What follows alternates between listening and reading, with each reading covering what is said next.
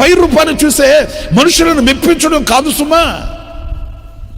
నీ భర్తను మెప్పించినంత సులువు కాదు దేవుని మెప్పించడం. నీ భార్యను మెప్పించినంత సులువు కాదు దేవుని మెప్పించడం. నీ తల్లిదండ్రులను మెప్పించినంత సులువు కాదు దేవుని మెప్పించడం.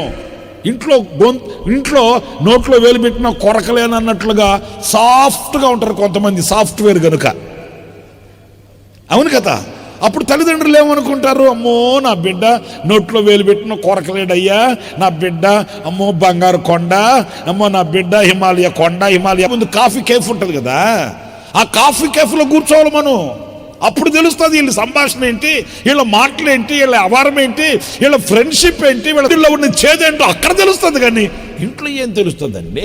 పుస్తకాల కట్ట నెత్తి మీద పెట్టుకొని, పుస్తకాల కట్ట సంచి తగిలించుకొని, గుట్టిగా కారెక్కి గుట్టిగా కాలేజీ కడుతుంటే మనం ఏమనుకుంటామేంటి?